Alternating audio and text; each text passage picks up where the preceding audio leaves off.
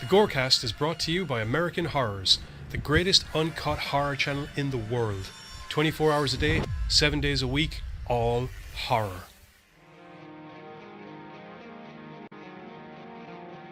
As well as the station of decapitation without your head. America's longest running horror channel, www.withoutyourhead.com.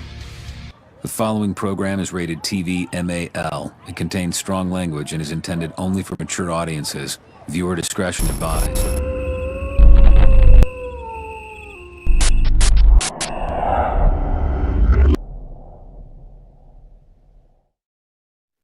What's up, GoreCasters? Welcome back here to the GoreCast. It's Sunday night with me and my heterosexual life partner, the Giz. Howdy, folks. How are we now? Just this. There we go. Just check that this is... Yeah, it's working. It's working. Don't worry. I wasn't sure. Likelihood is if my one's working, your one's working. Unless you've been bugging me, and then I might have need the mics. Hello, Pam. Hello, Yes. Bill. And hello, Katie. Hi, everybody. And the other three people who are in that I'm unaware of who you are. But feel free to drop a thingamajig in the chat.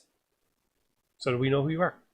Terribly sorry about the slightly late delay, but Johnny needed to wash his balls. So I was having a shower and I got out of it. I had a long one. Anyway. Like everybody does. Yeah, I can't say... Testicular hygiene is very important. Some of us wash That's a rule right there. all of ourselves, not just our balls. I didn't just wash my balls. Just clarifying. Make sure. Yeah, there was a whole... everything. Okay. Fingernails, hair. Oh, look, there's a buzz. What's that? Buzz. Welcome. Our own buzz. Welcome. We have celebrations to talk about tonight. You and I have broke the 200 mark. 800 more to go, and YouTube will recognize that we're... Doing stuff. Well, algorithmable. I don't know if I want you... I don't know if I want you to recognize me. Last time it recognized me, it kicked me off. I don't... You locked yourself out of your account. No, I didn't. Okay, well, I don't know. Like, I mean, you're on the show the whole time. If you were an issue, I'm sure they would have... Like, 3 years now. Do you know what I mean? Only 6 months of YouTube, just to clarify. Not 3 years of YouTube, and we only have 200 subs. We only started doing YouTube properly during the quarantine. Oh, we were always going on. I don't even bother asking anymore, because I don't know if we're going on YouTube, Facebook, Twitch, or all of them. To Facebook. I tried streaming to Twitch and Facebook at the same time, but that was a no-go. And then I just decided to keep my Twitch channel for playing my video games. Like Daisy. Which apparently he was playing for 10 hours. Operation Shot in the Dark. That was good. That was very good. effective. That was good. Anyway, coming up on tonight's show, we have 2 delightful movies from Uncork'd Entertainment and Primal Film Company. We did Parallax. Oh, okay. Sorry, I was wondering where you were going with that one there for a second. We're not happy with one. There's the second one that has serious issues, but there's something there. And the third one was fine. Quite enjoyed Runners. I'm not going to lie. I'm all kinds of curious to find out which film you think has, because Battlefield 2025. We'll get into it when we get into the reviews. Okay. But first, there's news bits. Ba-ba-ba-ba-ba-bam.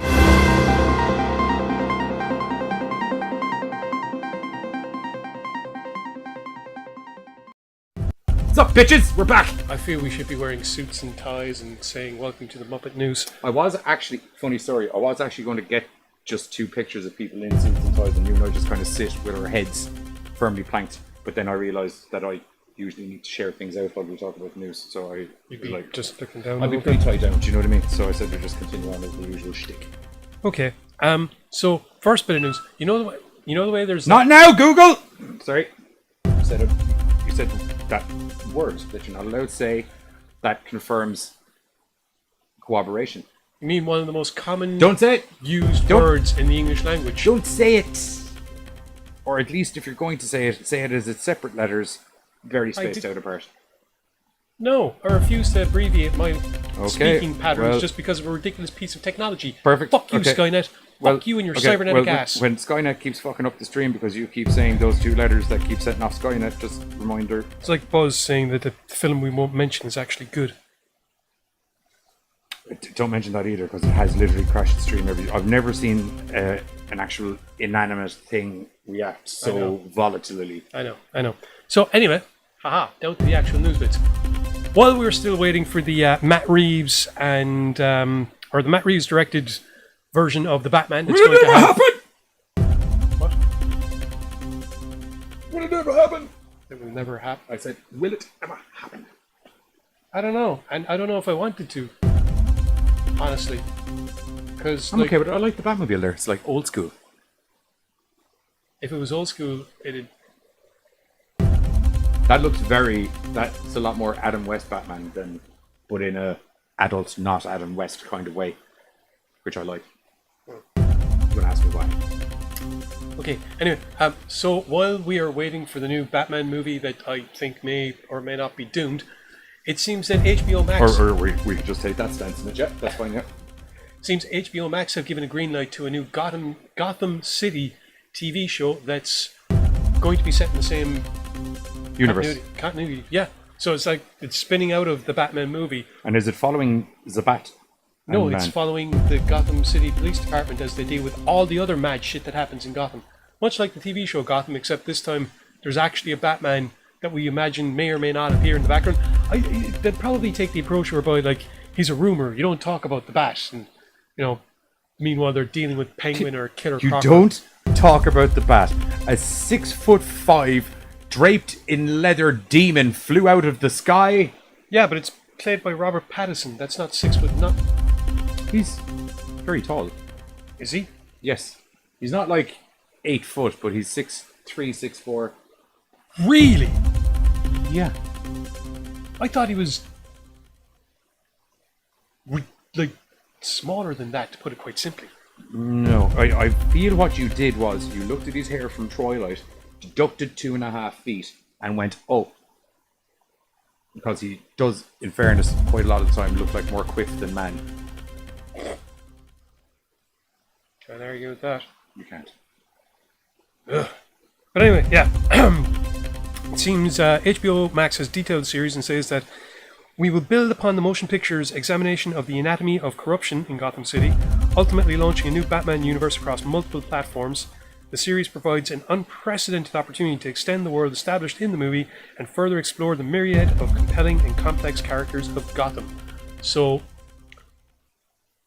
basically, what they did in the later seasons of the TV show Gotham. What was that? The idea of a TV show with the cops dealing with all the mad shit that pops up in Gotham City? Yeah. Because the Batman can't deal with it all. I want some Batman. I don't. Not when it's this guy. Like, I am very, very, very non-optimistic about the new Batman movie. Despite everyone and everything going, it's going to be great. But anyway, yeah. 6'1", yeah. Thought it'd be 6'2" or 6'3", but it's 6'1". Which isn't small either. Yeah. It's not annoying. Yeah. That's it. Yeah, I'm pretty much like 6 on the money. Like 6, maybe a little bit of change kind of thing. That's.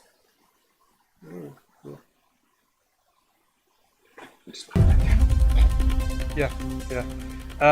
Obviously, there's no timeline on when this series might be out because, well, there's no real timeline on when the Batman might be out because You can't do the series without the movie. Their world's in lockdown, but Right, what's up next? Hombre. I'll tell you in a second, but my fingers are too fast for my own good sometimes.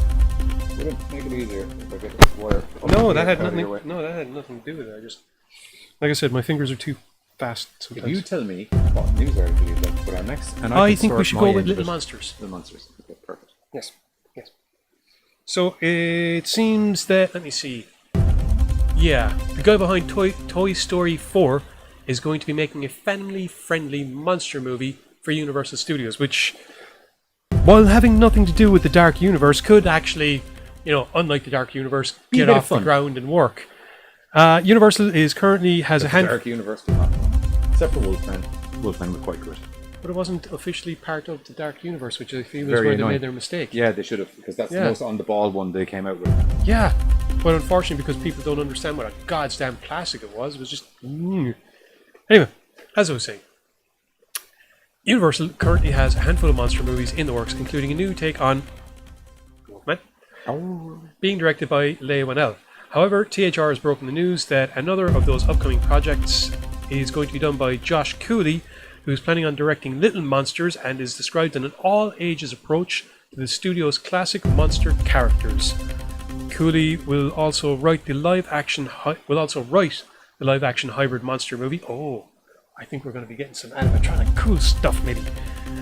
Sources have... Affleck. What?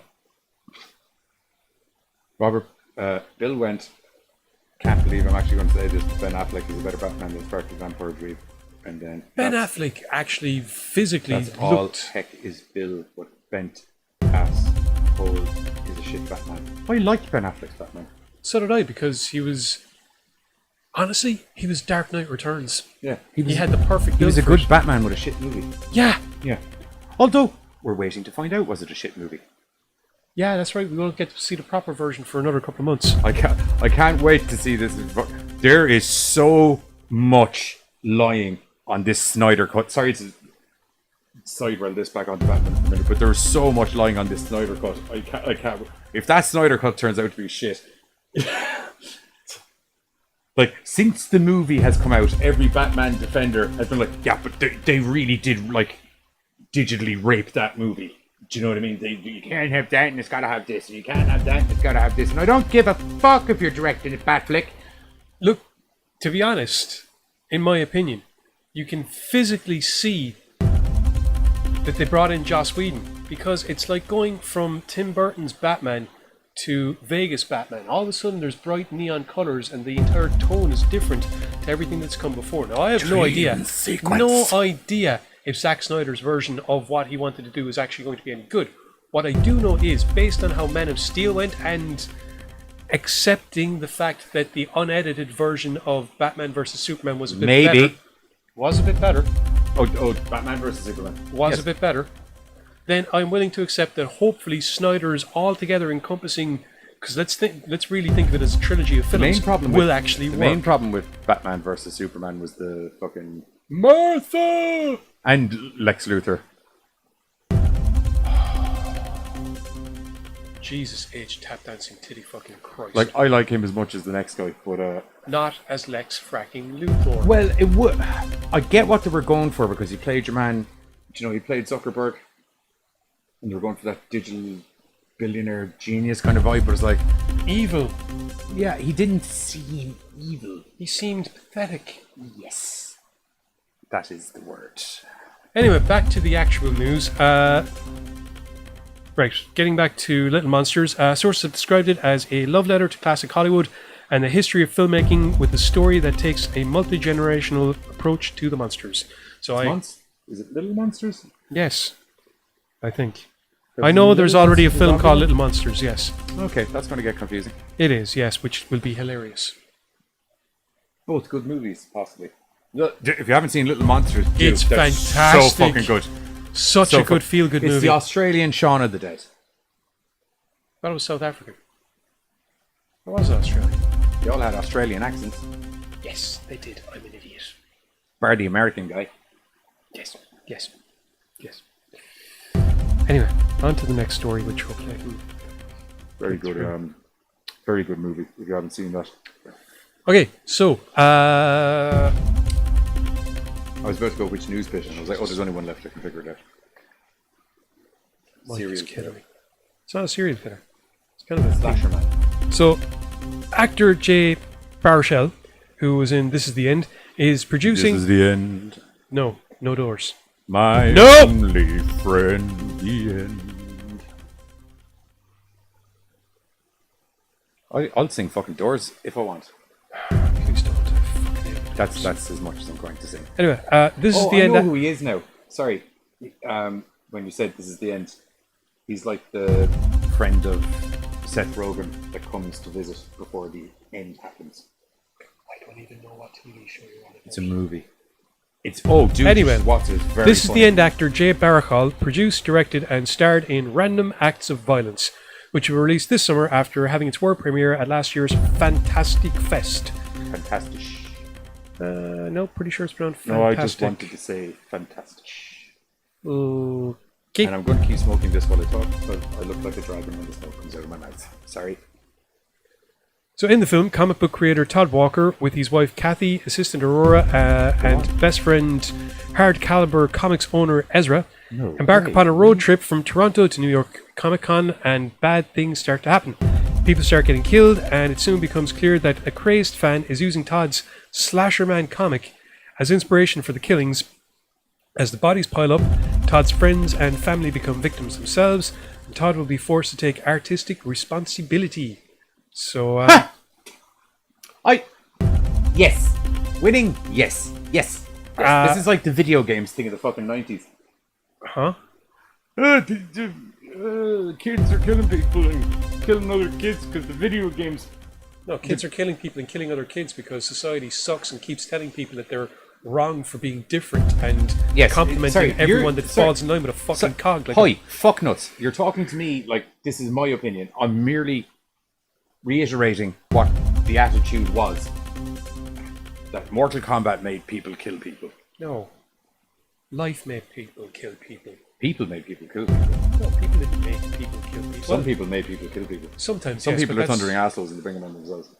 Most people are Not thundering that assholes murder and is the bring way it to on sort themselves. things out. Murder is historically proven is the way to sort Yes, things out. I'm not disagreeing with you. To be blunt. Anyone that I'm doesn't just read- trying to be a little bit PC. Anyone says that violence doesn't solve anything has never read a fucking history I book. won't lie to you. I genuinely think, do you know all these fucking keyboard warrior assholes and everything? If it was Social back, justice wankstains? whatever you want to call them, millennials. If it was back in the good old days, where it's kind of like, I don't like your fucking jib and you're talking shit and I don't agree with your fucking thing or whatever. Bang! Right. No, fuckhead. No. It'd be like, usually fine, happened to me. I shall meet you upon the hill at noon and we shall sort this with the Jew. People would be a lot more fucking... Maybe I should... Bang! Hey, you're fighting a duel, you're at sword place, you get in close to distance, you headbutt the guy, he gets knocked back, you kick him in the balls, you slit his throat. I was thinking pistols at dawn. Pistols? Who shoots? There's no skill in that. Well, there is a bit of skill, I suppose, but no It's not sword about work. skill. It's about resolving the argument. Yes, the better skill. Fine. To be honest, I'd prefer a sword fight myself. It's a lot more fun. Thank But you. it's not instant headbutt. Not instant headbutt. No, but you anyone that rules once out- you're within the throes of battle, headbutt him the fuck up all what you I- want. yeah, exactly. I don't mind. But initially, it isn't bang. It's, sir, I will meet you at dawn where we will sort this out. I don't know, I've seen duels started with a headbutt before. Yeah, I know. I like the chivalry side of things where you can go about murdering someone with a bit of decorum, and I've said that for years while we're watching the horror movies. They're the guys I like, serial killers I like, where there's a bit of a... What was that fucking one from, or what I like to call season 1 of the GoreCast podcast? Do you remember? He had the face, and he was nearly like V for Vendetta. Oh, I'll have to go back and have a look. It was very cool. He had like a mask on. It was very V for Vendetta, but there was this chivalrousness, and he actually talked on like your normal slasher. Listen to all like old 50s music and things like that, but it was all in a suit and tie. Oh, yes! That was a fucked up film. It was fucking good though. Wasn't he living with his deranged mother? Something like that, She yeah. was a former film actress. Yep. Fuck. He was broken. He was broken, but there was, do you know what I mean? There was an air of civility about the way he went on. Yes, he did have a certain cultured air to him that was kind of beaten into him. Yes, but it made for an interesting character. Anyway, Turned into a mini movie review there instead of news. Sorry about that. getting back to what I was talking about a while ago, random acts of violence. Haha. Planned to be in theaters and on demand in Canada. What? On July 31st, and then it'll be premiering, on Shudder in the US, UK, and Ireland on August 20th, 2020. So for those of you that missed the start of that story because we decided to segue into fucking Narnia, that is the film Brandon. It was not Narnia. It was pretty goddamn Narnia adjacent. It was not Narnia. You pretty much opened a closet and decided we were going to take a little bit of a trip based on one small, insignificant little thing. Look, it was more of a trip to the shops than fucking Narnia. There is a fucking fawn wearing a scarf over there, and if he starts playing a pipe, I will skin him. Satyr over there playing pipe. getting me all mixed up in my magic. Cinema Reaper, fucking what's going on? creatures. Murphy, what's going on? Howdy, folks. So anyway, it's all the news that's on my tablet. I was going to say fit to know, but that's wrong. I'm sure there's probably other Okay, stuff. well, that is the end of the news.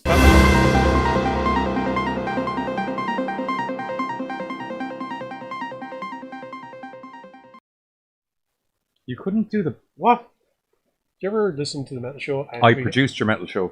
Okay, so you know the way when we get to the Battle of the Bands? Not the whole time, just briefly. When the studio was on. Yeah. You know the way when we get to the Battle of the Bands, I have that, Star Trek music? Sometimes it doesn't work and I have to do it myself. Oh, right. Trevor hates it. Yeah, that will always work. Okay. It'll be fun. What film are we doing first? It was Pink and Parallax. Okie dokie. You just get that out of the way. Oh, dear. Right. So, Perhaps or do you want to take it? you. Okay. You. Parallax is the story of young artist Naomi and her, I want to say fiance Lucas. Yeah, it did, but yeah. Pretty sure. We can get into that in a second. Now, the thing is, Naomi recently has found that she can't goddamn remember a thing about her life, has issues remembering Lucas, and seems to be having recurring dreams whereby she's in different places and in a different life. In fact, sometimes... Or just drowning. Yeah, that's often one of the ones that's drowning. Naomi paints some of the stuff that she sees in her... She gets... Well, it's still not as bad as Thursday side quest about food. That was your own fault, buddy. That was your own fracking fault. Your own fault. Where biscuits are fucking scones and scones are fucking potatoes, I don't know what is going on. Machine. Anyway, it's made of potatoes. Yes. So anyway, Naomi, like I said, is basically forgetting or has no memory of her life, and in order to try and gain some semblance of normality, and in order for her, I'll explain at the end of the segment, Bill. Yeah. Or Buzz can explain in the chat. I don't mind either or. But in order for her to get in some sort of normality, Lucas encourages her to go back to the career that she wants to embrace, which is art. So she paints, and when she does, it allows her to. Well, at first you think that it's basically visualizing herself in these places, but then you realize that she's actually going there. So she draws a beach, and she's actually on a beach, only to wake up back in her own bed or back home and... No memory of what the shit's going on. Yeah, and even a lot of the times we have kind of a narration from her whereby she's questioning reality, the nature of reality, whether or not she's awake, what defines waking reality, and what's the dream, and if the dream is real enough, do you know that you're still dreaming, and would you even want to wake up from it? All delivered in a fantastically monotone way.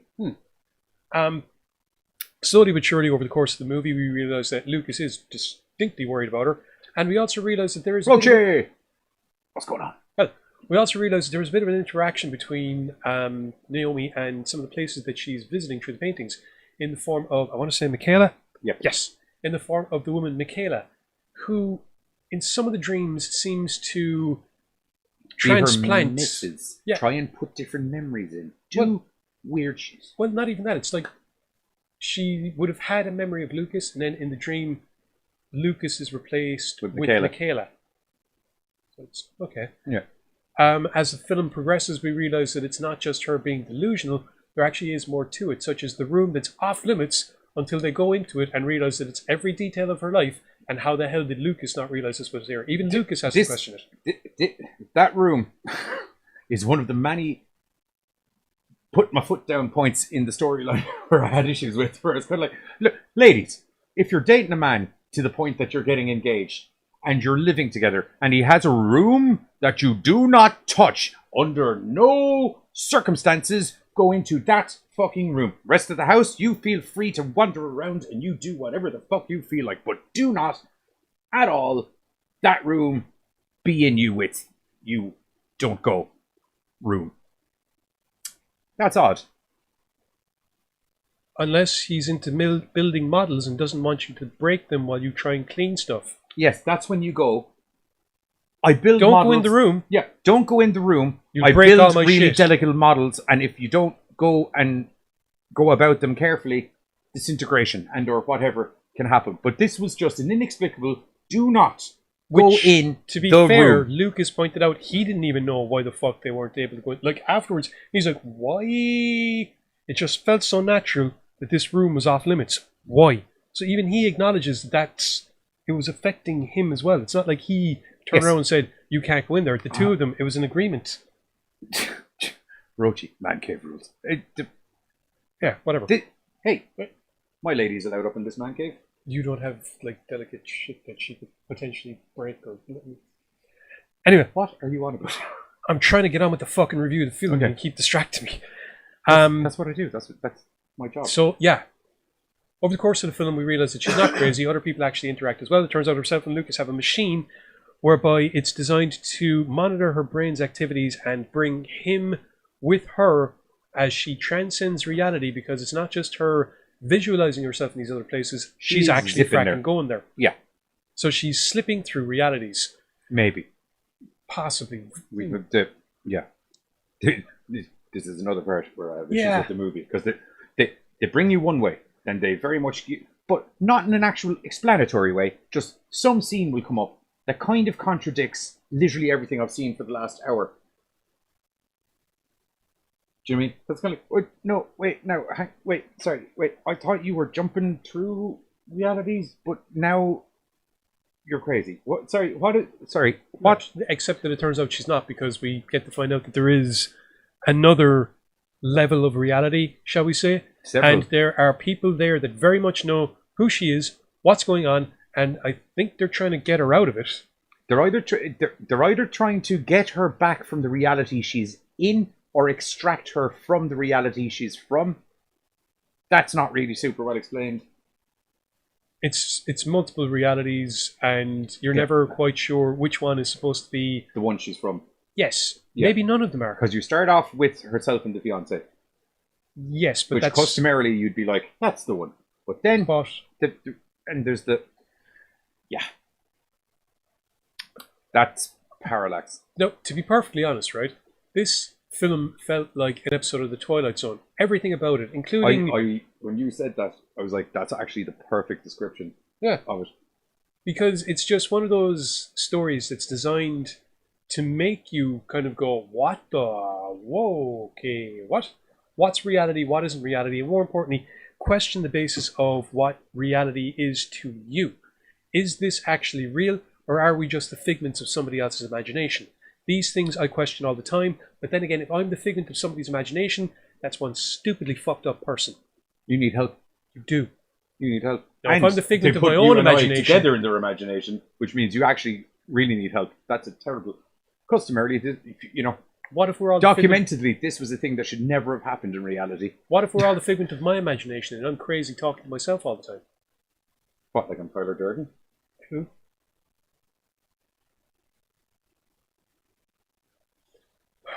Very But it's good. okay because I can touch this and I feel real. Mm. Yeah, pretty real. Ow. Unless, of course, it's so god's damned immersive that the brain uses psychosomatic to basically cause actual. Sorry. Couldn't help myself. If you convince somebody they're burning, the body will actually create third-degree burns. Yeah, no, I'm aware what psychosomatic is. I just Okay. couldn't help the fucking Prodigy reference. Okay.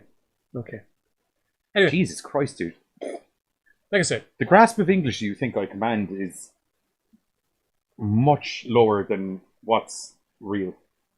what? You just tried to explain psychosomatic to me.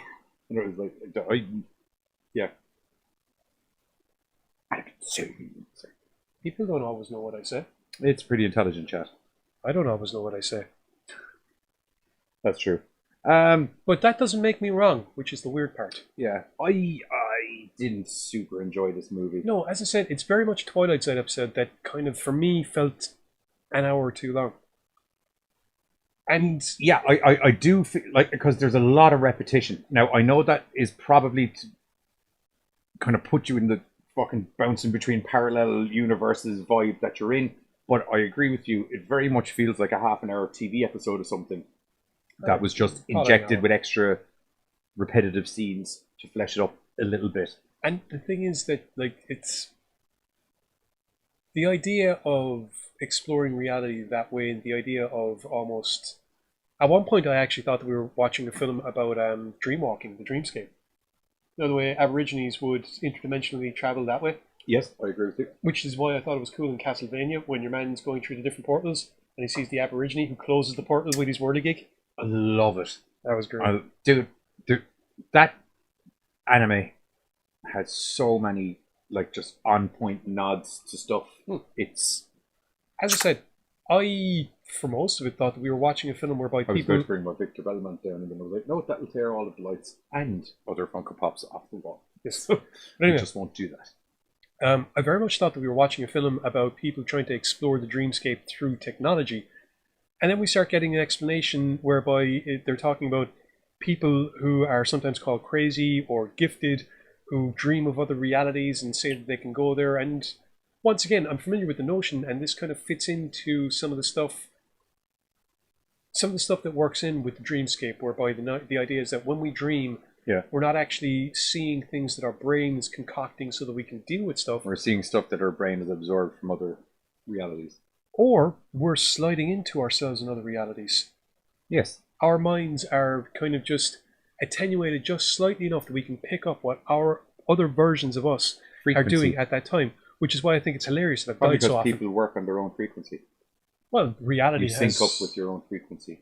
Well, reality itself works on its own. Yeah, but within the reality, within the frequency of the reality, there's the frequency of the individual. Thousands, billions frequencies. Electromagnetic. And you just slide right in there. Sorry, I'm still trying to... The human body should be able to manipulate its own electromagnetic field. If it can manipulate its own electromagnetic field, then it can interact with the electromagnetic field of other things, which could theoretically cause breakdown at the molecular level. Dude, you were talking about Dreamscape. How did you get there? I don't know. My mind always goes there. Yeah, we're going to go to the trailer. Giz is broken. I'm not broke. Well, we're going to be back after the trailer for Parallax, and we're going to be talking about Battlefield 2025, which it's neither a Battlefield nor 2025, which confused me pretty much initially. How many days does it take to open your eyes?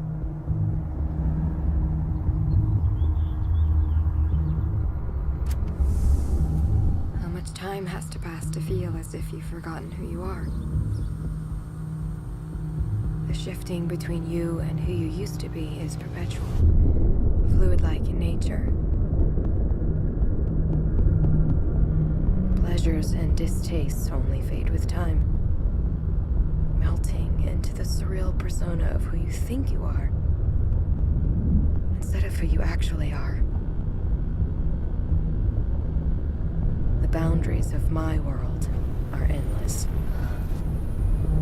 A fluid form constantly evolving, changing to its environment. I am fear. I am panic. I am delusion.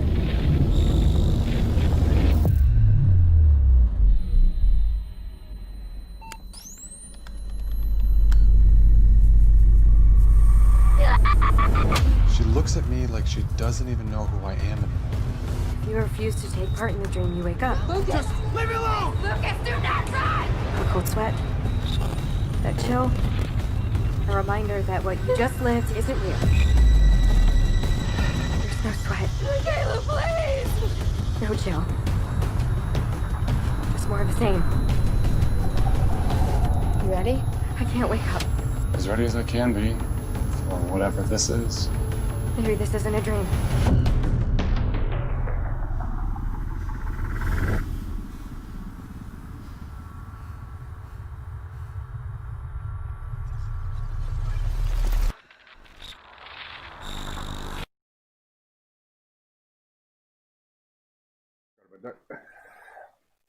There we go. And we're back from the trailer for Parallax. Yeah, look, it's shot really well. It is. The visual imagery they use to kind of depict her going between dimensions like and the the registry of her realizing where she is, and the little, the little phasing in and out of things and stuff was pretty cool. But it just dragged. It just drags a little bit. Yeah, this could have done with a good 30 minutes been snipped out of it, I think. Yeah, and I get it And mainly was. I think some of the 30 minutes would have been some of the extra bits of ramblings that kind of counterintuitively went against what they were saying earlier, would have made for a much more fully coherent story. Do you know what I mean? Like, if you look, like, just to clarify, people, once you get over the 60-minute mark, you're in feature territory. Do you know what I mean? I know it's generally more popularly kind of conceded that it's about maybe the 20 minutes or whatever, but customarily, as in like the 120. All right. 120, 130. No, anything. Do you know, that kind of thing is the usual thing, but like literally documentedly down in the rules of like film festivals and everything, 60 minutes or under, short. Or sorry, usually it's 60 minutes or over, feature, 60 minutes to about 45 to the 60, 50 something mark is a long short, if you know what I mean. Yeah. And then you have your... Less than 40 minutes. Yeah, they're shorts, long shorts, and shorts. Essentially. Well, you've got the... Like, I remember Steve Spade showed me one that was literally 60 seconds, and it was fucking cracking. Like, a really terrifying 60 seconds. And it was good. Fully fleshed out story in 60 seconds. Which is a very, very hard thing to do. Number one. But then you get some other shorts, like the Film Right guys do shorts that they're in the 20, 30 minute mark. Do you know what I mean? Which is kind of a small TV episode. Sitcom episode, usually, more so than anything. Do you know what I mean? Anyway, so next up, we have Battlefield 2025, which is essentially, it's kind of a Predator-like story where there's a, let me finish my thing.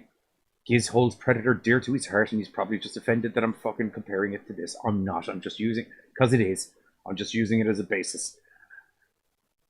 You meet, and I'm going to say, in the sincerest ways, a very random bunch of people over a very random series of events that have literally nothing to do with each other. Then an alien spaceship crashes, causing an electromagnetic field, and what I can only describe as a seriously badass army mech warrior style glowy-eyed alien gets off and starts murderizing people. In a sort of a Predator, I seem to be down here either hunting or I'm down here. We find out later on what it's down for. But there's a reason I'm using the Predator analogy specifically. Hold the dying tongue just until I get to the end of the story. Okay. Or the synopsis really quickly. Yep. Right. So initially we meet a scientist. The scientist is a drunkard and shows up in his Mrs. and or ex-wife's house after, because he still has a key, lets himself in, just passes out on her floor.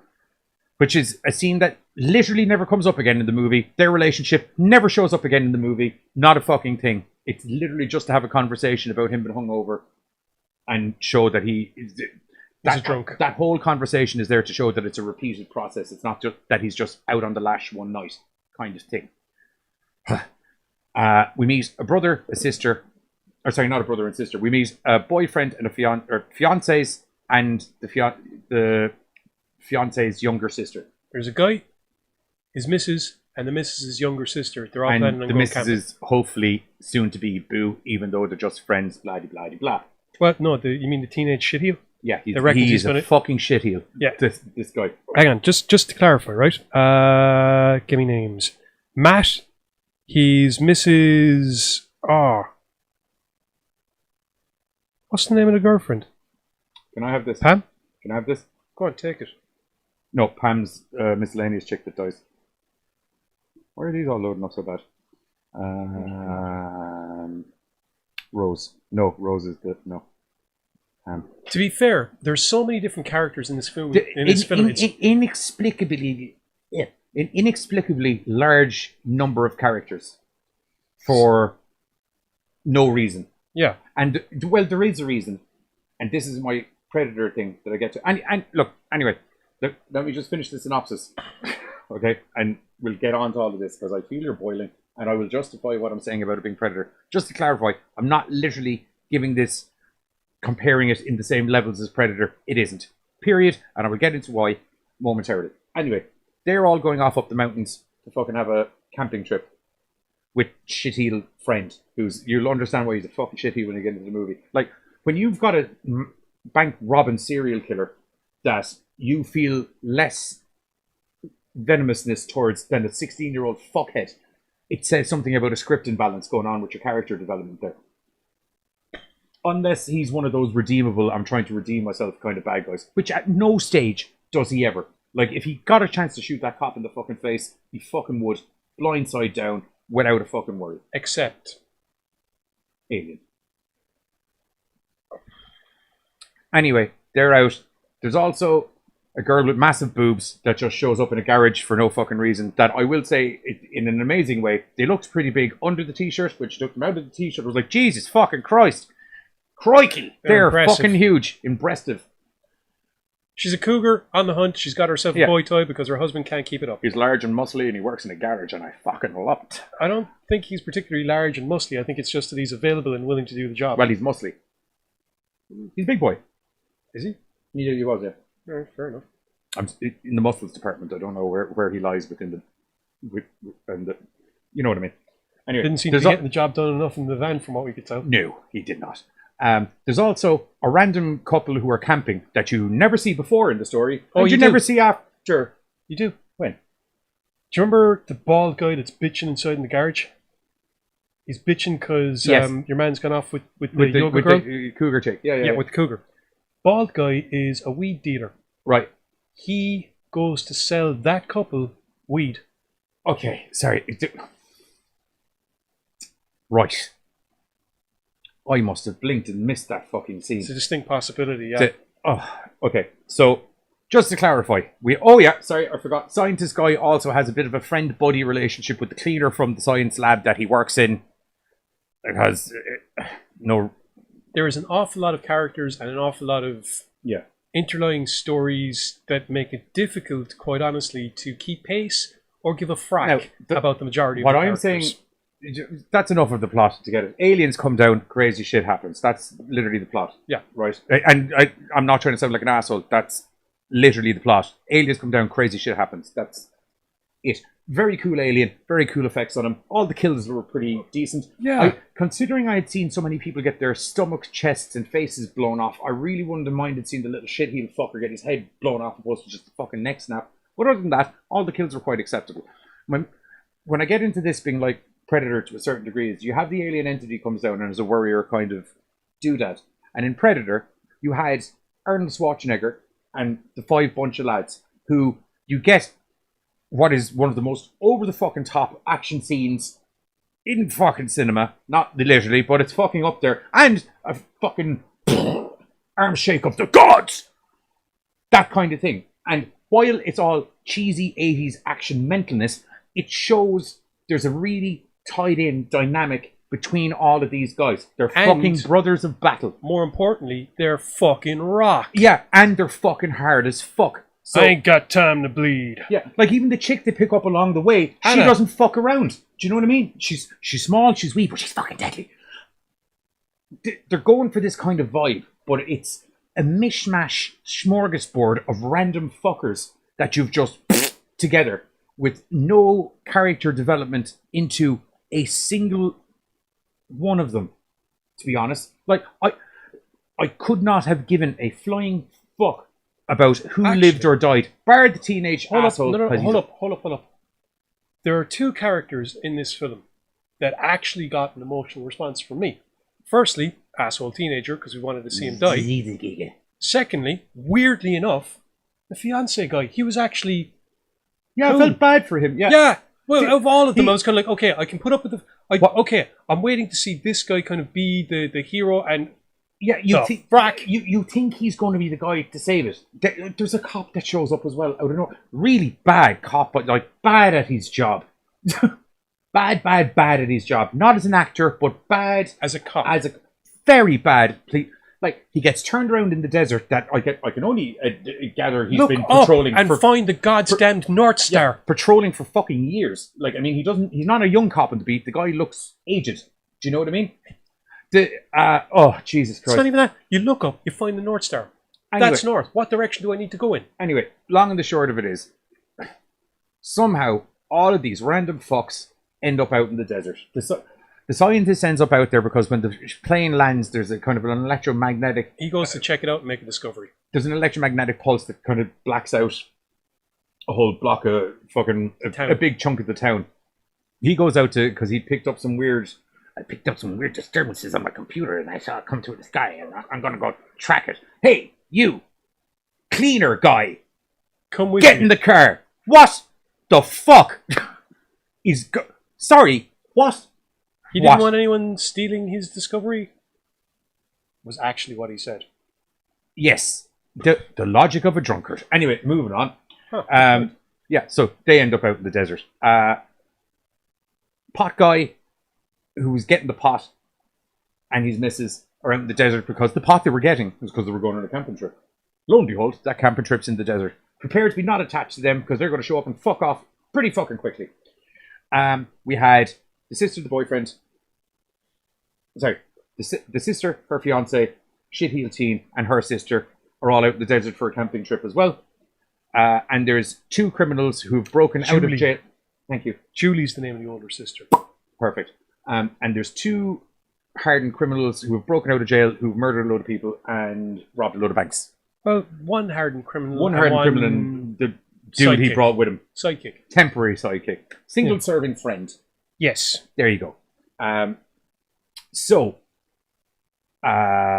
know it's not Predator unless it has a plasma caster. It has some sort of gun. I'm not saying the alien is, just to clarify, Bill, I'm not saying the alien is Predator. I'm saying they're going for this Predator-esque kind of vibe. Now, here's what got me. At one point, the cop, out of nowhere, said, "If there's one thing I know for sure, it's that this is some kind of hunter." Really? Because what I know for sure is he's a soldier from a crashed ship And he's who been considers dealing with himself fucking behind morons. who considers himself behind enemy lines and is probably killing everything he sees because odds are pretty damn good. That's his job anyway. There's also very... Just to clarify, I did actually like this movie. It was just... I'm doing what you do sometimes, There's where a lot of- I liked it for what the movie could have been, but also... There's a lot of stuff in this film that, to be perfectly honest, could have lent itself to something fantastic. But I feel because of... budgetary constraints. No, Okay. not even the budget. Because the budget's there. We have a good-looking alien. He's there fucking are, he's cracking looking. I have to say, he's great. Yeah, there are decent effects. There's like decent special effects for the kills. There's decent effects for the alien. They even went to the bother of putting in like CGI stuff so that we have the visual from inside the ship when it's heading towards Earth to crash. Yes. The problem is, rather than concentrating on a fixed, coherent story, it seemed to be an excuse to try and cram as many characters in as possible you could have, before things actually got started. like, you could have gone two. You could have easily gone two very easy ways with it, which is one, go up the kind of Predator action horror movie kind of route where there's a bunch of guys that are out camping and they're all ex-military dudes Actually, that are on a camping trip do you know together. what? I tell you what, right? Keeping the characters the way they are, keeping every person that was in the film in it, right? All I would need to do is one change to make everything all of a sudden seem less muddled. Do you know the cop? Yeah.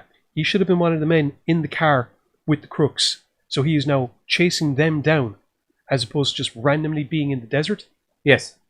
That would at least give him an excuse and a reason for being there. The camping trip is cool. Camping trips are fine. They're supposed to be there anyway. I feel if you removed the multiple random people's element out of it, Like Cougar and Boy Toy. removed I would either go and focus solely on shitty teenage friend and your one sister Ali. and the fiance and the husband, and then maybe you have the two cops, or sorry, not the two cops, you have the two criminals. Yeah. They run into each other, they're holding them hostage for a little bit, then fucking alien shows up and they all have to band together, and the criminal would actually be the boyfriend. No, sorry, do you know what, I'm actually going to remove the fiance. Fiance is there as a bit of miscellaneous meat to get murdered. The eldest sister ends up, or younger sister, I haven't decided which one in my story, will end up having to step up and try and do the thing. And the hardened criminal will be the muscle hero who slowly through having to bond and work with these people together, will evolve into a better human being and eventually either die taking on the alien or somehow take out the alien. That kind of thing. Or, much simpler, there's a bunch of ex-military dudes who are on leave, who are out camping in the fucking desert. Lo and behold, zombies fucking land. Or zombies? Or fucking zombies could land as well. Aliens fucking land. Let the madness begin. Like you said, there's a lot of things in this film that are actually really, really good. They've got really good sets. They pretty much had the run of a town by the look of it, and put it to good use. Which, once again, I feel that might have kind of, we've got all this stuff. We need to use all this stuff, and sometimes using everything you have isn't necessary, and it just makes things seem cluttered. Many, many times have we said little is more in relation to this. Do you know what I mean? My major gripe with the movie. It's not Predator. No, outside of it not being Predator. Sorry. Before we go any further, I need to address the whole Predator thing. This was less Predator and more behind enemy lines. You know, there was no hunting aspect. There was no trophy or sport. The kills were made purely for necessity. I wasn't saying I know, I just need to get it was off my Predator. chest. I was saying it was a Predator-style setup. Except that it wasn't, because they, instead of it being a bunch of people that you kind of develop with as the movie goes on and see them turn into whatever they're supposed to turn into, it's just a load of random people who show up and die. Because literally, once the alien starts shooting people just start. You can realise why so many people were brought into the story for random reasons, because people start dropping like fucking flies in awesome and entertaining ways, except for the shit-heel teen, because I really feel he needed to get his head blown off opposed to a merciful. Yeah, would have been better. That's my only thing. He's a dick. We're not going to get into why he's a dick, but he's a fucking dick. And I won't normally call a 16-year-old a boy a fucking dick, but he's a fucking dick. Pretty sure. I probably would call a 16-year-old boy a fucking dick, actually, at numerous occasions. I'd fucking probably actually not lying about it yesterday, to be honest. But anyway, that aside, my verbal abuse of the younger generation, he's a fucking dick, this lad. Like, everyone will fucking agree, he's a dick, he's a fucking asshole. But he's supposed to be. Yeah, he's supposed to be. Go, like, literally get this movie just to see how much of a fucking asshole this kid is, because you will be astounded. Like, I've seen some pretty fucking dickish cunts over the course of my life watching horror movies, and that guy really fucking took the biscuit. I did think it was just like, fuck you, really. You did. There wasn't even an attempt to be a fucking not be a prick. The minute the situation to be a prick came up, you were fucking www.prick.com. The weird thing is, that's actually what kind of put him into the good graces of the sociopathic fucking killer. Yeah, because he fucking... It's just like, you have the same survival instincts as I do. Fuck you, kid. Fuck you. I'm fucking out of here. Let's go. You'll do as my new best friend until someone better comes along, or you become Operation Get Behind the Shield. I believe the term is cunt. Distinct probability. I believe I said the word is cunt. So, yeah, outside of those kind of things, which were little storyline related gripes that I had, I did actually enjoy the movie. It bugged me that there was such a simple process you could have done to make this such a tighter, more coherent movie. Yeah. Other than that, I enjoyed it until it got to the end, because the movie was called Battlefield 2025, which I very, very, very slowly realized as we went through this movie that I was like, this is in 2025, and they're never going to get to 2025. And then, essentially, the cover, you're probably...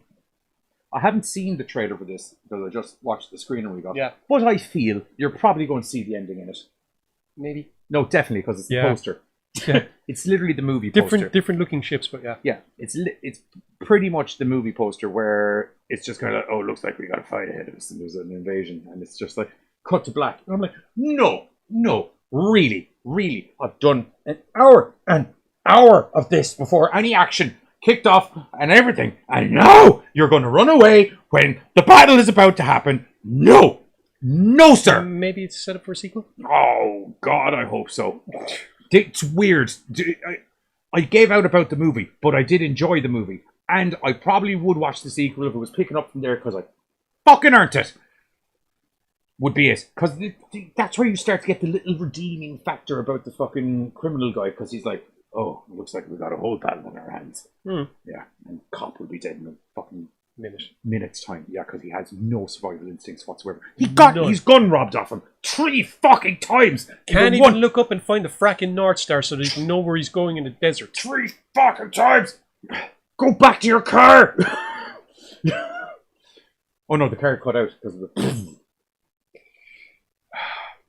Anyway, Trevor? yeah. Anyway, look. While complaining, it was.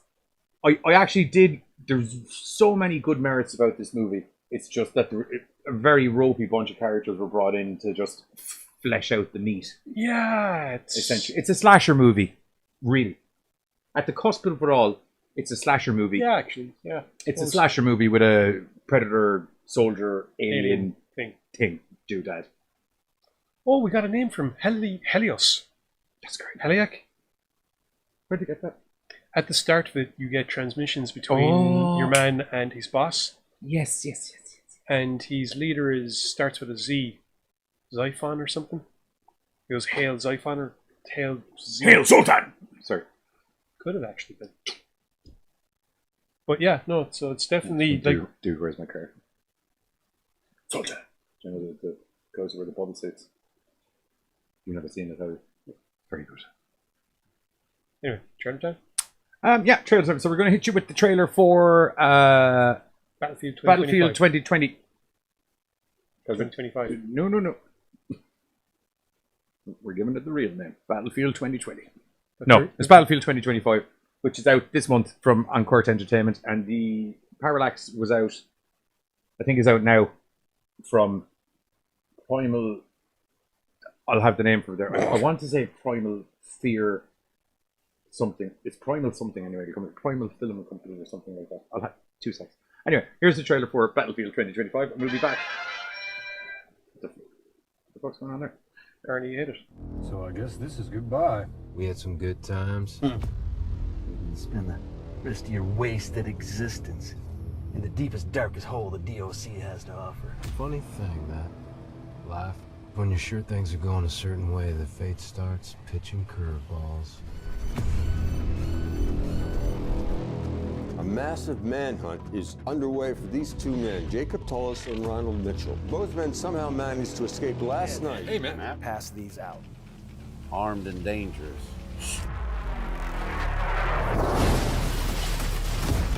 That's incredible.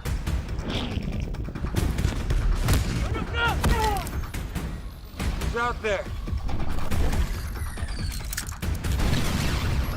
Evening, y'all. Cool as cucumbers, and we won't have any more problems.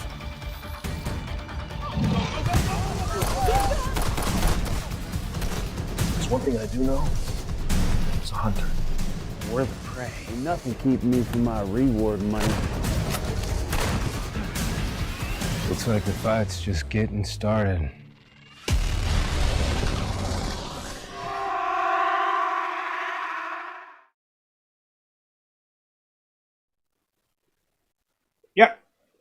Yeah. If you look up the, give me a minute. Actually, I'll just 1 moment. Just go here. Sorry, I'm just going to make life easy on myself, and I'm just going to show you exactly what the issue is with what you're delivered. That is like, oh, look what's to come. Credits. No.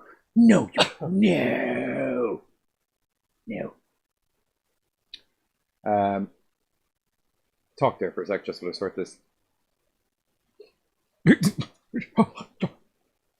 So yeah, as we were saying, a lot of really good elements in this film. Primarily the effects that are used, the visual ones. The kills are actually pretty good. There's some really good chest explosions, I guess is the best way of doing it. Yeah. The soldier I love a nice clean hole in a chest. The soldier has like a gauntlet-mounted cannon that's just basically a pulse weapon and just blows literal chunks through people. It's great fun. Absolute great fun. And the visual look of him is pretty cool. It's like an armored up warrior. Do you know what I liked about it is, like, when people go for that kind of grey alien kind of vibe, I know he's not literally a grey alien because he's built like a brick shithouse and he's huge, but same sort of head structure and things like that. They go for the big black eyes and it looks real naff, and they covered that naffness up really well with just His eyes glow a really, really, really fucking creepy blue. Kind of tusk things as well, I think. Yeah, yes, it was mostly the creepy blue eyes really sold it for me. Anyway, Yeah, that was good. here we go. I'll just pull this up here now. So, you see them go, I guess we got a battle ahead of us. And that's what they see. I think the ships were slightly different colour, but yes. To a certain degree, that's what they see. Yes. Sorry, that's very rude of me. I feel bad putting it over you. Do you see the way there's the kind of the ships that are more horizontal on the sides? I do. Those are the ones that are hitting the town. Oh, okay. Yeah. Well, anyway, you get to see that, and then the credits hit, and I died a little inside. Fair enough. Yeah. I thought there was going to be more to that sentence, but no. Because I was actually enjoying the movie. Like, I had my issues with certain characters, mostly the fucking cop. Because it was just like, how did you get a badge, asshole? Seriously. Who played the cop, actually? He's definitely in a load of stuff. I know his head. Or maybe the cop was named Matt. It's Jose Rosette. That name does sound familiar.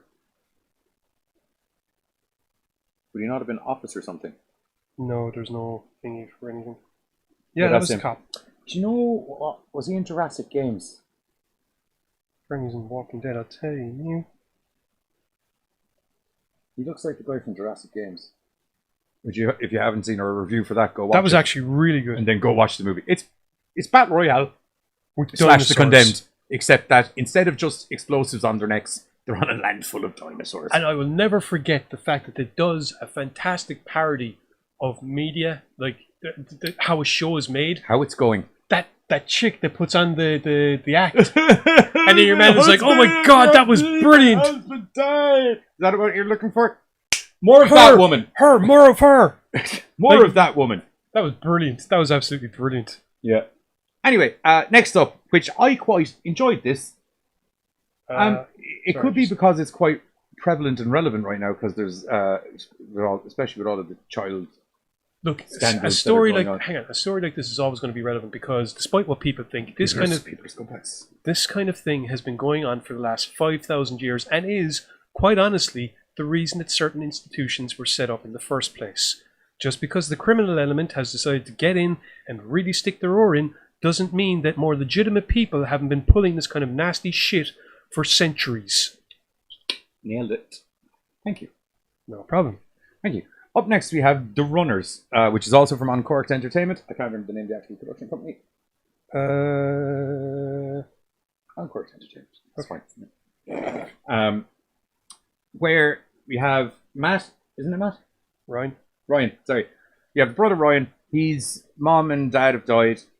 Not recently. A decade previously in a car crash, which his younger sister survived, so now he's taken it upon himself to raise Ali as best he can. Yeah. It is Ali, isn't it? Zoe, sorry, my bad. She, as a typical 17-year-old can tend to be, a bit rambunctious. She wants to go hang out with the boys, want to go party with gals, do you know what I mean? That kind of thing. And he's trying to fucking put the foot down and be like, look, you gotta... She's skipping school. You can't be skipping school. I could get arrested for the amount of school you skipped. That's a lot of school for them to be like, I can lock you up for the amount of school she's not been in. I think they changed it now, so it's out only 3 days or something. You can get, like, they really... Inexplicable out only 3 days, because it means you're not watching your kids. I agree. I'm just saying that I think it did get reduced to a much shorter amount of days. Yes. Anyway, she's about to go on a date with a boy, and the boy wants to kiss her, and she likes the boy, and Ryan is like, no, you come home in 30 minutes. Well, it's also, I'm going to a party, and he's like, no, you're not. No party, no boy, home, now, 30 minutes. And then she's like, screw you, bro, and then I'm going to go to the party. And then she goes to the party, and it turns out the boyfriend's a bit of a douche, and he's going chancing it with some other girls, even though he told her, oh, but only 30 minutes ago, I really like you, and I really want to kiss you, and I think I love you. And she's like, I'm in. I've never even been kissed before. So he goes, and as a proper gentleman, decides to try and shtick his rod in some other birds who are, I'd imagine, for lack of a better description, because I am not down with the lingo that the kids use, but some would say haunty. What? Haunty. No, they weren't. Haunty bitches. I thought they were cute. No, that's... Haunty's like... Hey, do you want to fuck? Yes. Oh, okay. I didn't even have to finish my sentence. All right. Cool. Those, which is why he's gone in there, because he's looking to get some iron. But unfortunately, she catches him, and it doesn't go very well. No, she cocks him with the right hand like fucking Tyson.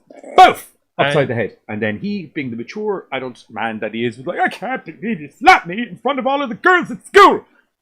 You can walk home. And then a very tall, good-looking man shows up, but distinctly older than everybody else at the party, and says, I can give you a little home if you want. And she is like, no. Stranger danger. Straight. Fucking right. Stranger danger. My brother taught me don't get into cars with tall, good-looking men that are 15 years older than me. And you know what? Contrary to what a lot of people would do, I'm probably going to take that advice because you seem a little bit creepy, to be blatantly honest. And then turns out he is creepy, and then he knocks her the fuck out. Tries to call the brother for a lift, can't get through the brother because he's asleep because he's got work early in the morning. She gets thumped in the ribs and wakes up tied to some planks. Actually, she gets thumped in the ribs and then asked a very important question. Does this smell like chloroform to you? Well, she isn't asked, but it's implied. Do you know what? It does. It actually It's weird you mention that because it kind of... Once again, getting back to the fringe bit. Could you smell this? I'm afraid I'm a bit old and my olfactory senses don't work quite well. I remember that. It smells like strawberries. But yes, anyway, Zoe soon realizes that she's been abducted along with two other girls. Say it like that. Because I've got a busted. That's what was in my head. Busted. There's a song. It sounded similar. But anyway, she wakes up in one of them camper van thingies with three other girls, pretty boy, a large man, and an angry looking woman who is basically saying, you bitches are going to do what we say, or you bitches are going to be dead. Not just a large man. He's a large man who's tattooed Covered in from head to toe. Like, as if you were to see him standing in a dark alley, you'd be like, that's not going to go well. If you saw him standing in a well-lit alley, you'd probably be like, that's not going to go well. And I think he's a white supremacist. No, I didn't see any racial tattoos on him. No, he just had that look. I wouldn't go that far. A lot of big guys doesn't make them racist It- in any it- shape or form. It has nothing to do with it. The tattoos. Moving as well. on. Yeah.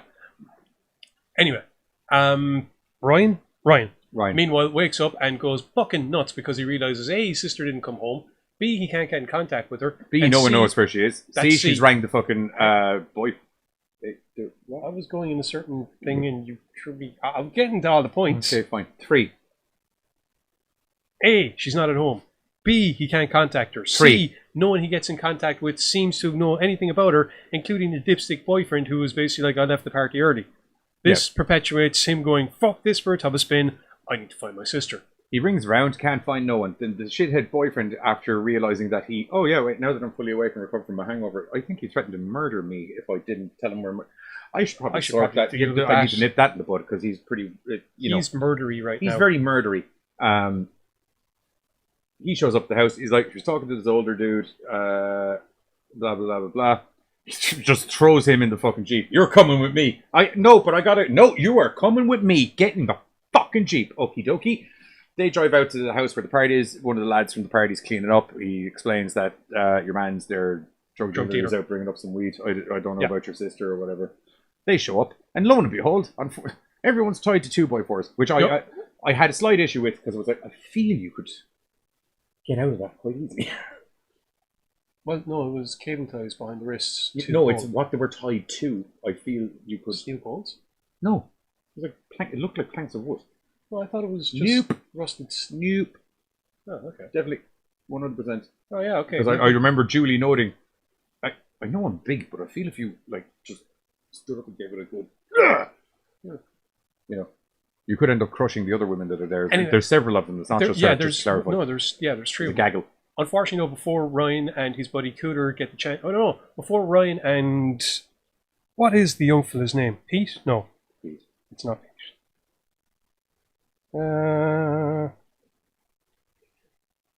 It's not Pete. Look at the fucking... Pete's a much older person.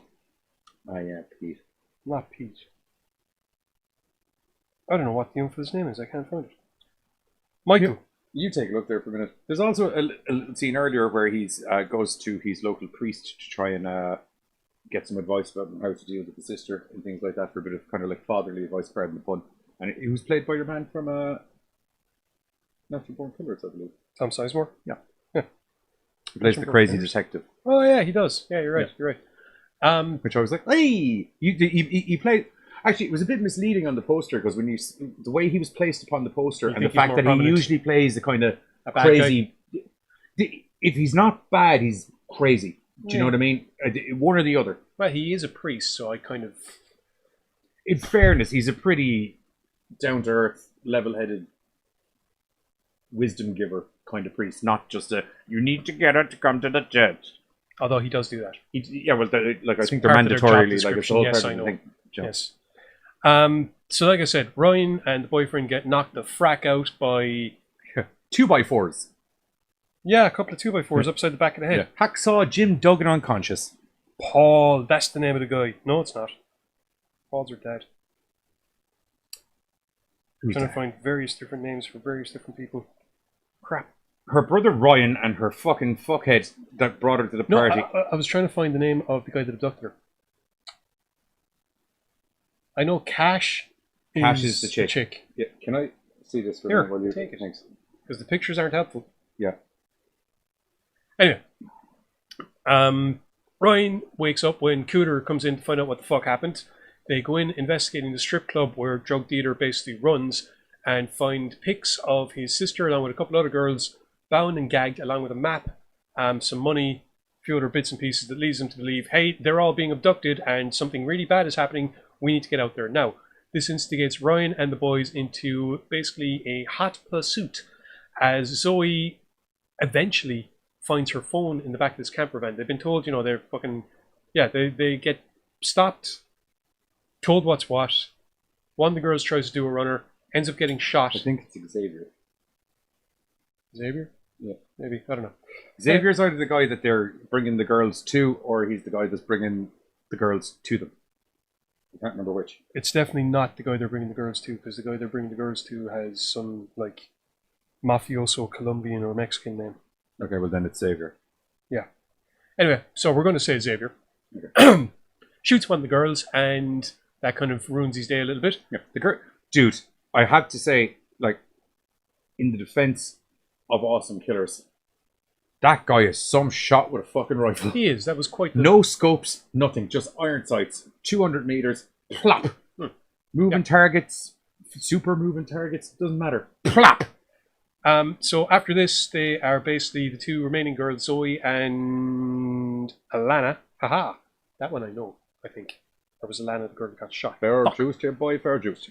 Anyway, point is, to make up the lost money that the third girl would make, the two boys, or the crew, decide they're going to pimp out the two girls. They've already got people interested. Well, that's the plan anyway. Yes and no. Yeah. And also, due to the fact that one of them now has a hole in her face, are also on the recruit for a third one, because they got to even out the numbers. No, they weren't. They literally said it on the phone. It never came up again, which is weird. I thought they were just trying to make up the financial difference, which is why No, they had to do whoever the main boss guy they were on the phone to, he was like, yeah, we got to try and find it. We can stop in this town on the way down. We got to find another one. Yeah, I believe the literal even out the number sentence was said. Or They don't end up- level up the numbers, that's it. They don't end up doing that, however, because Zoe... Or they do, and we never see it, one or the other. They don't, because Zoe finds her phone in the meantime, contacts the brother, then your man finds the phone. Do you know what? It That's leads to the probably why it whole- didn't happen. Yeah, Because exactly. she's causes so much hubbub. We there's should like- probably we just just- get yeah. these two back, and then Yeah. we can go out and find another one. Maybe it might be a better idea. An It's gonna ambush be a is pain set in up. the arse. An ambush is set up for the brother. There's a whole cool sequence, and we realize that things afterwards are a hell of a lot more complicated than we originally thought, and things are a hell of a lot larger than we thought. Yeah, because there's some sort of cartel kind of involved. A large cartel from Colombia. No, Mexico. Mexico. Yes. Yeah. I was trying to word it in such a way. Kind of Breaking Bad-esque kind of cartel. That kind of cartel. Because they were Mexican. Oh, okay. Cartel. Bar the one or two Cubans that were. Okay. Because Fring is Cuban. Right. So was Puerto Rican. I never watched the show. No, it's Chilean. No. Anyway, moving on. Overall, The Runners is very good, if for no other reason because you get a genuine sense of... Dread, story, and connection to all people involved. Yeah, you get a genuine sense of peril, especially for Zoe. There's some of the scenes where you're just like, oh. And when shit escalates, it escalates quickly. Yeah. Now, there are a couple of downsides, although primarily I find that with the character. I'm sorry, I'm just going to have to put it out there. Older brother Ryan in that final fight is a freaking moron.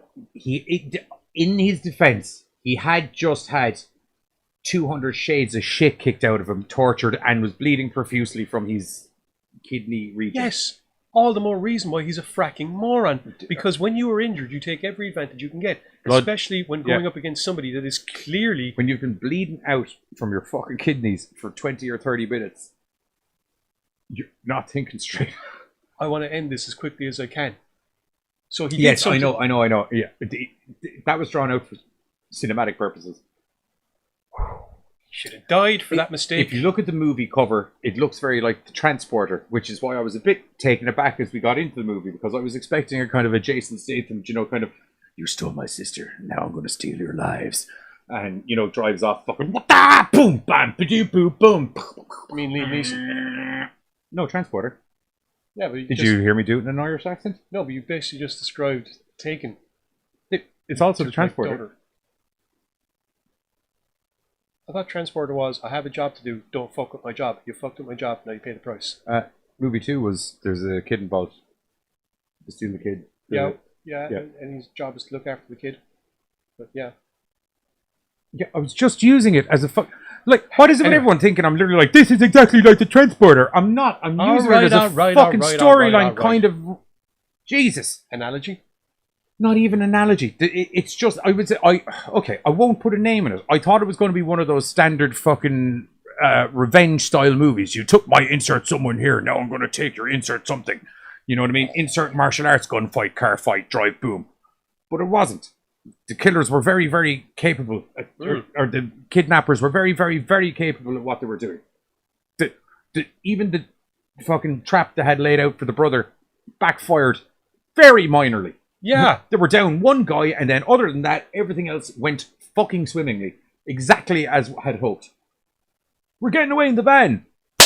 Yeah. Anytime you hear me do that, by the way, it means that he's fucking slapped someone in the back of the head with a bullet from very far away. Actually, I have to say, fair play to Cooter, because I did cheer when it was, hey, big guy, come here, I want to whisper something in your ear. Stabbity stab, stab, stab, stab, stab. I was just like, go on, Cooter, that was great, man.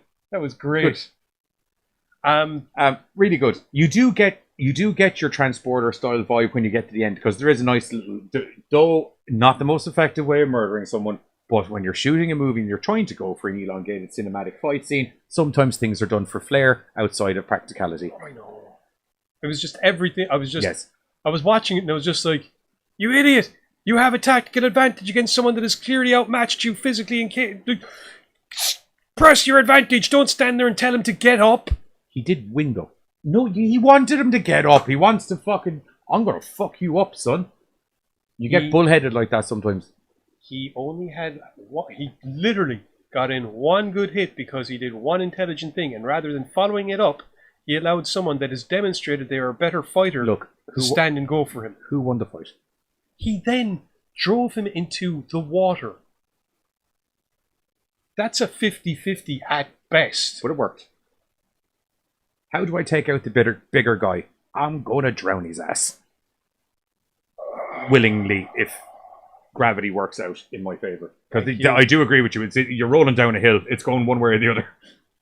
Yeah. Thankfully, he landed on top. Yeah, but like I said, tactical missteps aside, this is a bloody cracker of a movie. It was, yes, and primarily because of who was it that plays it? Nettie Leach. Leach. Another? There. Leach. Okay. Who plays Zoe is bloody fantastic. Said that's sternly. You did. One of the better scenes for her is, I suppose, when she talks a John down.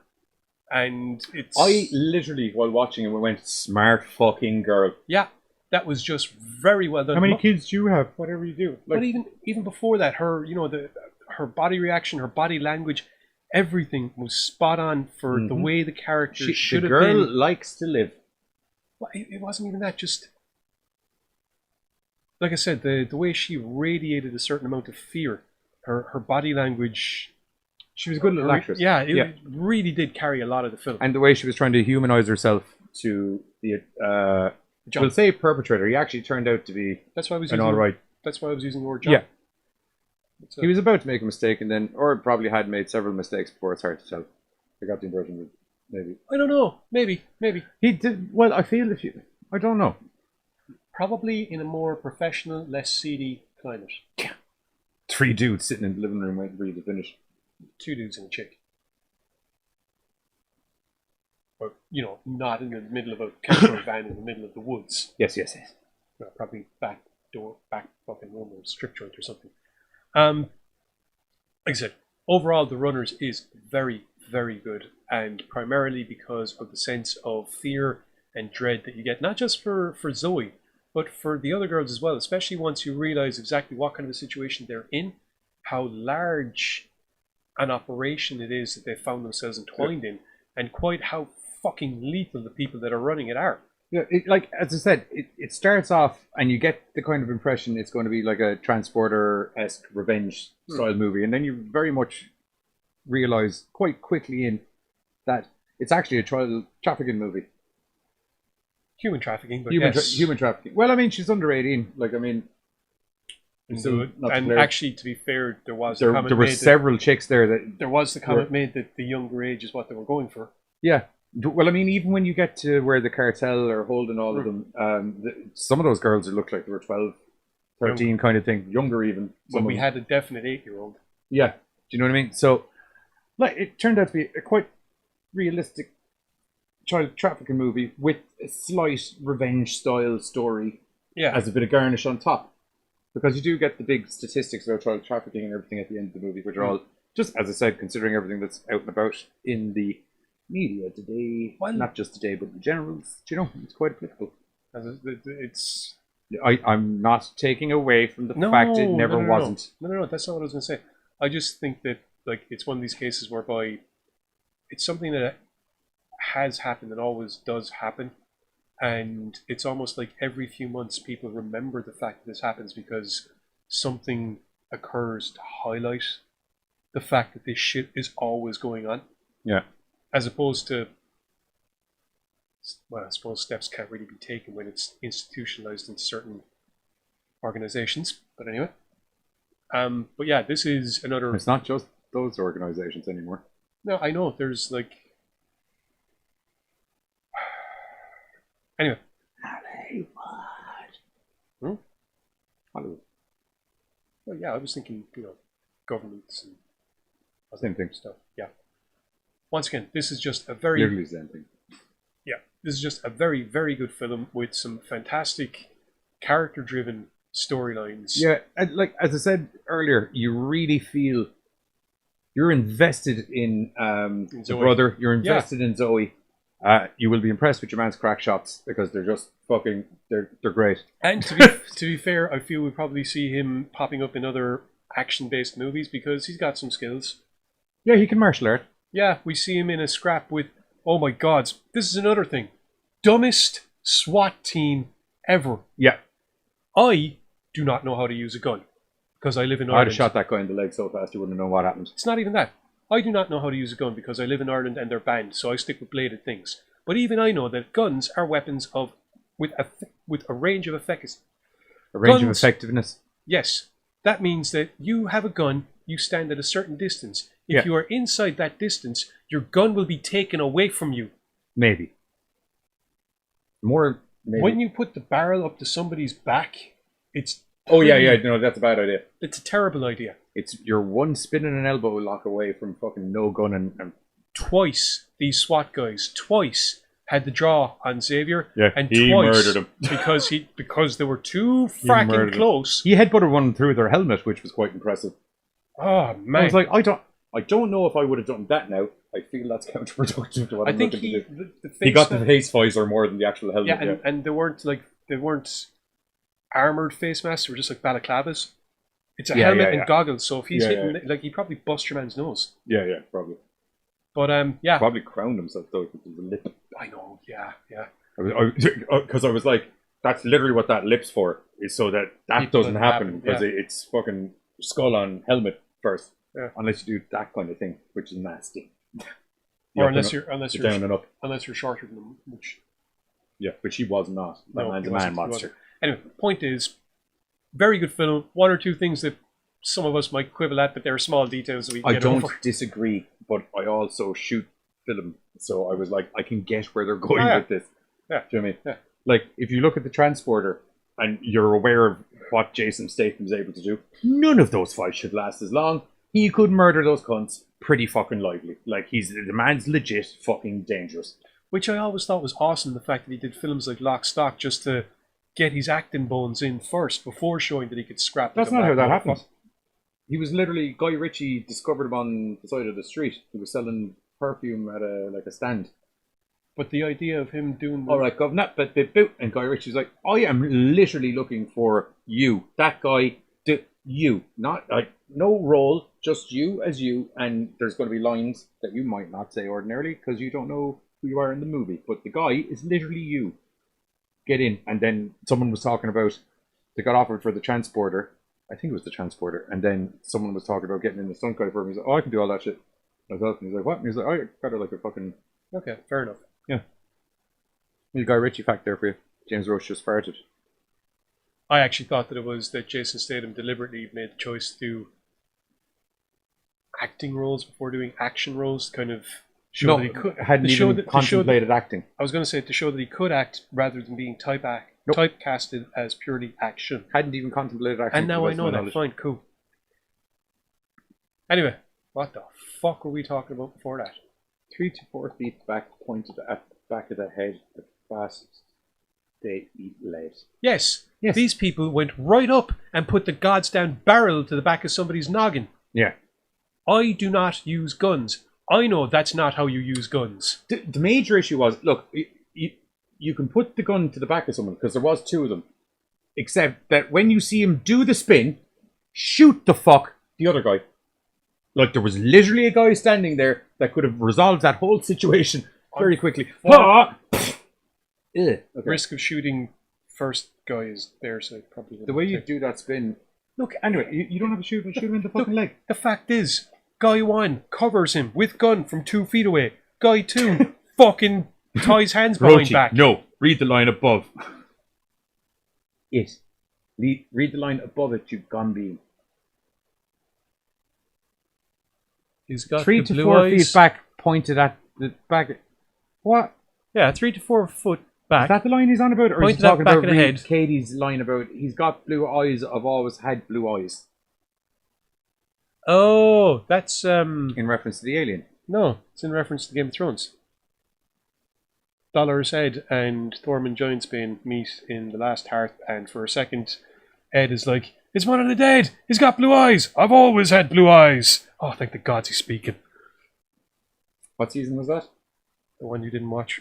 There are several I didn't watch. That's right, it's in the last season. Okay, cool, I didn't see that one. It was the episode before... Or the 3 before it. I was going to say, it was the episode before the one that I told you to watch. Ah, right. Oh, well then I may have seen it, and I've erased it out of my memory now, because Yeah. It was actually a pretty cool scene. I watched half of that episode and then realised it wasn't the episode you wanted me to watch. And I was like, oh, god damn it. They find a corpse pinned to a wall with all hands and body parts around it in a circle.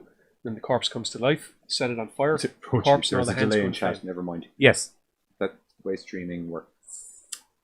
Aha. Anyway, we're going to hit the trailer for the runners, and then we're going to be back to say goodbyes and things like that. Toodles.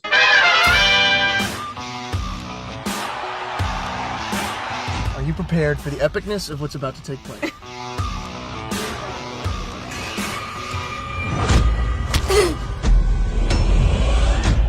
Hey, it's Zoe. Leave a message.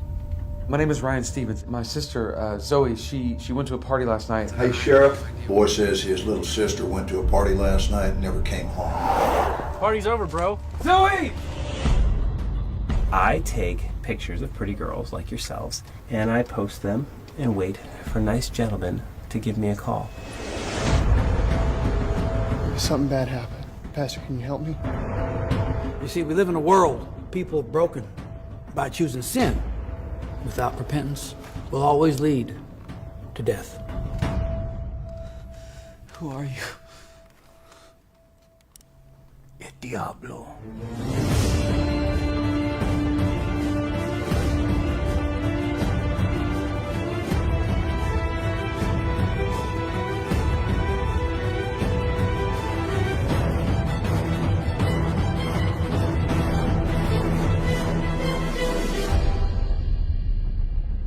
And now you want me to let your sister go, is that right? Kill you! Good luck with that.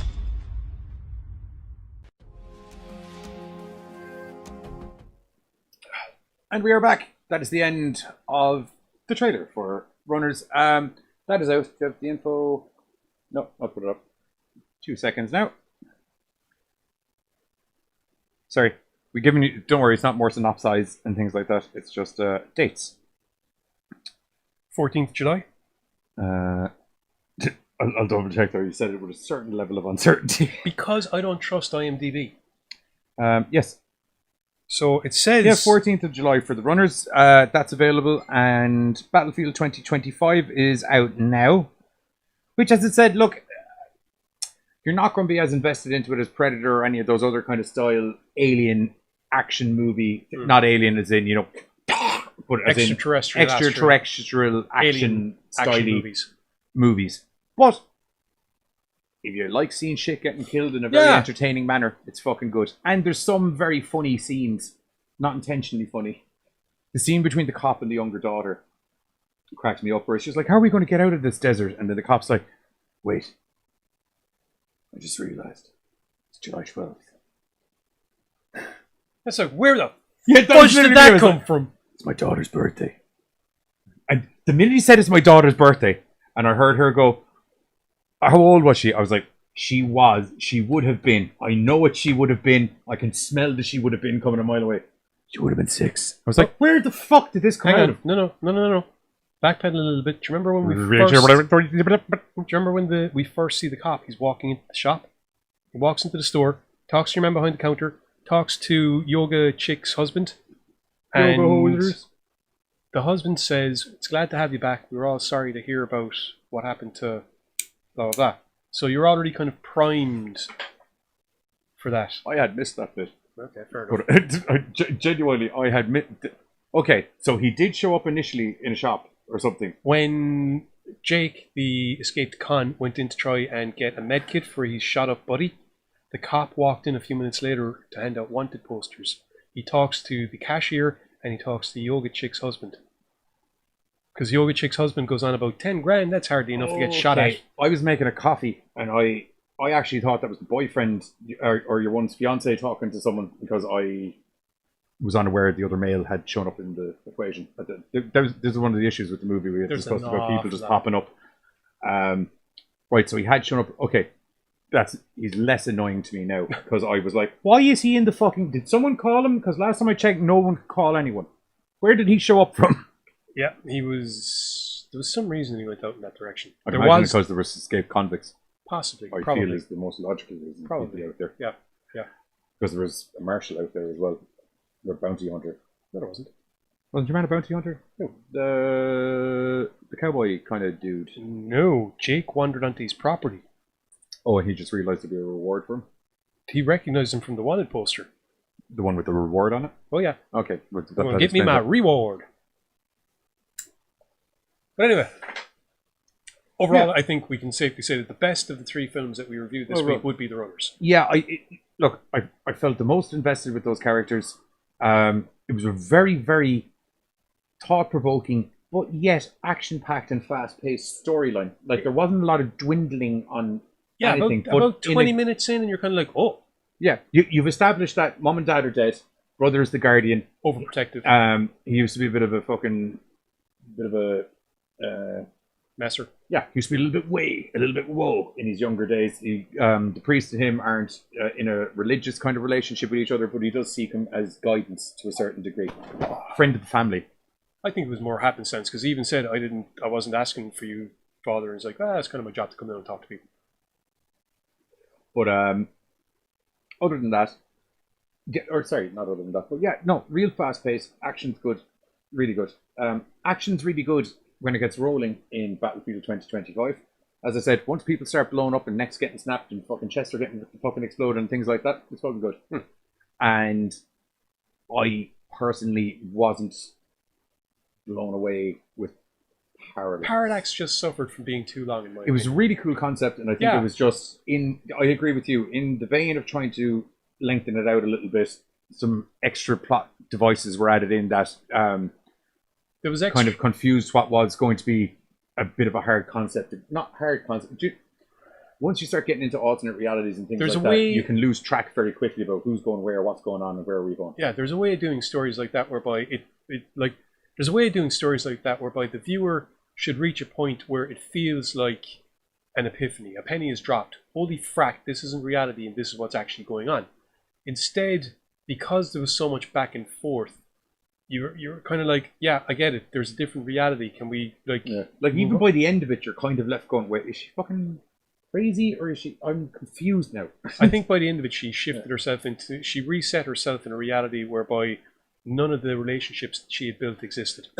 Therefore, none of the devices to get her in and out of that reality existed. Therefore, she's trapped. Yeah, possibly, or she's been mental, one or the other. Yeah. Which might have been the whole purpose of the movie. Maybe you sit there and go blah. But I like a bit of clarification at the end of my. Do you know the way sometimes you can be left with that question mark, but you have enough info to make an educated guess on what's going on. With this, it like a flip a coin. Yeah. Do you know what I mean? As I said though, I do think cinematically that was the most nicely shot. It was it was beautiful looking to watch. Like really nice. The color grading on it was really good. There was some really cool little shot composition things that I wouldn't have done myself until I saw what they were doing with it, and I was like, what a weird way to get from that shot to that shot. But that's interesting. There's a lot of really cool stuff like that, but it was just slightly overly confusing plot. That'd be it. Other than that, that's myself and the kids done for the night. We're still technically on holidays. I need to double check with the face that runs the place over at America Horrors. I think we're probably back on next week. I'm not 100% sure. Just let me know. Just let me know. I show up. I do my job. I fuck off. That's it. Where's my Avion? Powder me, woman. I'm ready to go. I'm not going to lie. I do share some characteristic traits with, Charles Emerson Winchester III. I do one thing, I do it well, and then I move on. Talking semi-aggressively, but depending on the situation, slightly more aggressively. Then I move on. And then I move on. And on that note, join myself and the kids next Sunday where we're going to be talking about some other sort of mad horror bollocks. Not kids. Carter and Buzz are on Tuesday with a can. Ah, frack nuts. He said it. The movie's gone out of my head. Flesh up there for a second. Ah, go on. Flesh up there for a second. About what? Anything. I don't. How has been your week? I sat around for most of it waiting for an Amazon order that didn't appear. Tell us about the time Billy tried to kill a wolf and it all went terribly wrong. Oh my God. Yeah, Bill, you mad bastard. All you had to do was ignore the 3 wolves that were chained up. And what did you do? As we're running away from a pack of goblins, you shoot one of the wolves. Why, Bill? Why? The only good thing is he was the character that died. So at least, poetic justice. Oh wait, I died too. Crap. Just remembered that now. Sir Lister Smeg died a noble death. Yes, that was my character's name, by the way. Sir Lister? Of Smeg. Sorry, not what's that from? Because I know it's Red Dwarf, but that came up in Red Dwarf, didn't it? Oh yeah, it's what he called himself in a medieval program that he had all the cheats for. Remember? He had the cheats to go in and bang your one rather than having to fight the Black Knight. Yes. Sorry, Carter sent me a whole fucking article instead of just the answer. Oh, for frack's sake. But it's good to know I got the article for next week. For tomorrow already. No, it's Tuesday. I don't know. Time is relative, and I haven't. They are doing. Oh fuck yeah! What? Shit! I might cock block in on that one. Answers. Fright Night. So they're doing Fright Night, 1985. Do you want to know what the worst part is? I actually had it in my head. Night of the Demons, Fright Night. I had night something in my head, and the fact that night was at the start of the sentence when I thought of it threw me off. Yeah. The Origin Night of the Demons came up in conversation as well while we were talking. And then when he was like, wait, there was a remake of Night of the Demons? Or no, wait. I was like, wait, there's a remake of Night of the Demons? Yeah, I haven't both. What's the remake? I haven't watched the remake. Okay. There's a lot of films I Fright haven't Night, I watched. might jump in on that one. I fucking love Fright Night. And I think the Colin Farrell one is slightly underrated. While not as good as the original. I wasn't in a very good place watching the original. Not emotionally, I mean physically. I was in somebody's house, there was booze, there was distractions. I was sitting on a shelf and my back slightly angled towards the door and could only catch it vaguely out of the side of my eye. No, I'm pretty sure I was sitting on a couch, but you're right about me only being able Giz in a shelf. vaguely catch it out of the corner of my eye. I was being very Giz in a shelf. Actually, Katie, I was being very distracted. felting ideas for Christmas. Giz in a shelf. No, don't give... Will sells them online, my precious. Good news is I'll strangle the elf. Good news is that you and I will get to do a green screen ad for it. It will be amazing. What your I keep hearing your voice in my house, so I don't know where it's from, and lo and behold, there you are on my shelf. Oh no. This is just... What did I have for breakfast this morning? Joke, don't answer that. Same thing I have for breakfast most mornings. Souls. Toast. That's dinner. You don't I'm have assuming souls that, for breakfast. I'm assuming that, oh my god, is in agreement with the Giz in a shelf. One would assume apparently there's a delay in the feed's comment. Comment's feed. There is a delay. Yes. Anyway, for myself and the Giz, we're going to catch you next week, where we're going to be talking about some other sort of mad horror bollocks. Carter and Buzz are doing Fright Night, and Thursday, Rob Zombie special. It's going to be good. I know we've done one or two Rob Zombie specials, but this is just Zombie Nation. This is just 3 or 4. He's a guy that we feel is not. He's like the Dr. Pepper of the horror world, just so terribly misunderstood. So we're going to just pick some of our favorite movies of his, 3 or 4 of them, and we're going to go and try and justify them, because I feel once the video goes live on YouTube in a not live capacity, but is in a reload, finished loading up, and people can watch it in happenstance, there's going to be some disagreements. It's just loads of fucking hillbillies killing each other. Yes, and That's sometimes the if you point. do that in a grindhouse style, that's really fucking good. That's literally what... There was 3 things that went on in the 60s during Grindhouse. There was culty zombies. Not zombies that were fucking... but zombies as in, I have been voodoo zombies, blah, blah, blah. You had bikers. Sorry, that's a sub-genre of the thing. No. But you had bikers. But most importantly, there was culty zombie things. You had witches, and you had crazy fucking hillbilly mutants, or crazy hillbilly something, or Killers. crazy insert hillbilly slashers, crazy hillbilly fucking murderers, crazy hillbilly families. They got sauce, crazy hillbillies. Before we go, look at what you bloody did. I know exactly what I did. I saw it. I realised what was happening once I did. Oh my god. Catching. Frack. GoreCast out.